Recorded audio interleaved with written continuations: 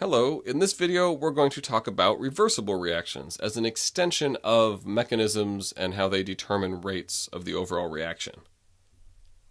So, what does this mean? A pretty common occurrence in chemistry is that you have a mechanism where there's a first step that's very rapid in both forward and reverse directions. Let me explain that a little more. Here's our reaction. You have two O3s, and O3 is ozone, and then it makes three oxygen, molecular oxygen, O2.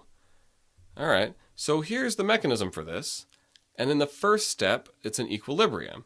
And we haven't talked about equilibrium yet. We'll talk about that plenty in the upcoming month.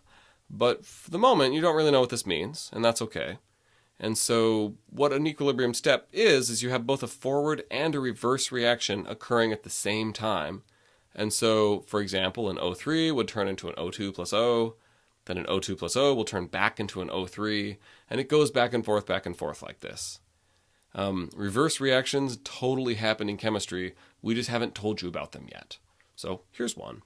Now, when you're at equilibrium, the rate of the forward reaction and the rate of the reverse reaction, it's called, are the same. So your overall concentrations aren't really changing with time, but your reactants are turning into products, products into reactants, vice versa. So this K-1 is the reverse rate constant, and K1 is the forward rate constant.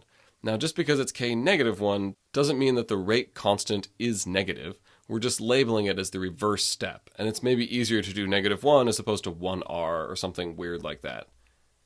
Okay, so now thinking about the mechanism more broadly, the second step is the slow one, so it's rate limiting. So we say that the rate of the overall reaction is equal to the constant times the concentration of monoatomic oxygen, O, times O3, because those are the reactants in the rate limiting step, and they're both first order because there's only one of each. Cool. But now we have a problem, because there's an intermediate in our rate law, which doesn't really make any sense. If you were to just see the overall reaction, then you see the rate, you're wondering where the heck does monoatomic oxygen play into this? I can't even fiddle with that as a parameter in my reaction setup because it's an intermediate and I never see it exist. So we got to do some work here. So we need to replace this monoatomic oxygen in the overall rate law equation. How do we do that? It's some math tricks. Okay, so look at the first reaction. Now, I said that the forward rate and the reverse rate are equal, which is true at equilibrium. And now we haven't talked about this a lot yet. We'll get into equilibrium later. So at the moment, maybe just take my word for it.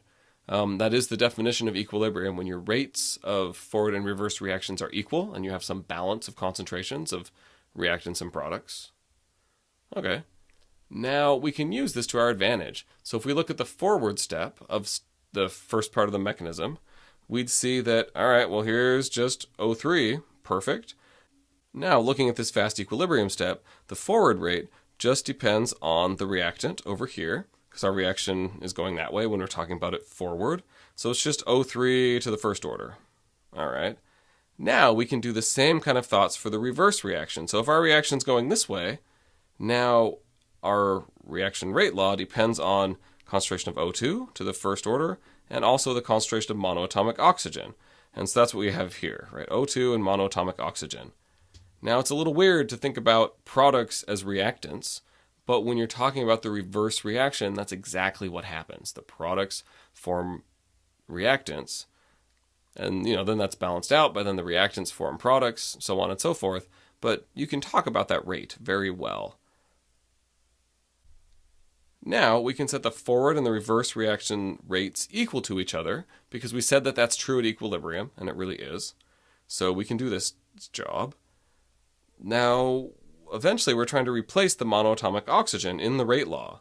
And so let's solve for monoatomic oxygen. Just treat all of these letters like they're variables and move them around. Now, here's the rate law from the slow rate limiting step. We can plug this in, take this mess of stuff and plug it in for monoatomic oxygen. When we do that, we get an equation that looks like this. And then we can just simplify it. So we'll combine the two different O3s together, make it O3 squared. And then we also combine the constants together. The reason we do this is because it makes things a lot simpler. And then it's pretty much experimentally difficult or impossible to determine what these constants are individually of these individual mechanistic steps, you can only easily determine the concentration of the overall reaction, and so it makes sense to just label that with one variable. So we do that. Okay, so one more example and then we're done with this. So let's find the rate law for this following reaction that has this mechanism. And here it is again. Our fast equilibrium step is first, then we have a slow step, and then we have a fast step that's ultimately not going to play into our consideration at all, but it is there in order to make the mechanism complete, make products, etc. So let's scoot this up a little bit. And now remember, the overall rate is the rate of the slowest step, in this case the second one. Cool. And then that's equal to the constant, K2, times the concentration of those two reactants. They're both first order because there's no coefficient there. And remember, we can do this because these are elementary reactions, elementary steps. Okay, so now from here, we remember that, hey, N2O2 is an intermediate and it's not allowed in our overall rate law. It's not in the equation all the way at the top of the screen. We can't have it in the rate law. So we do this trick. We take the first fast equilibrium step and we talk about the forward reaction and we talk about the reverse reaction. We put them together, right? So the forward reaction is second order in NO, so that's this. The reverse reaction is first order in N2O2, so that's that. All right. And then we can rearrange this to solve for concentration of N2O2, because that's what we're trying to do. It's a goal-directed exercise. We want this, we're going to go get it. And then we can plug that in to the overall rate, which comes from the slow step, and then put all the constants together, and then we get this for our overall rate law. And hey, in this case, it turned out nice. We just have both reactants to some order, which is great. And so this is our overall reaction rate law for this equation. Just due to the nuances in the mechanism, it turns out that we have just reactants. But, you know, like we saw with the ozone example, that's not always going to be the case. It just depends on the details and specifics of the mechanism. Okay, and that's all I have for this video. Thanks for watching.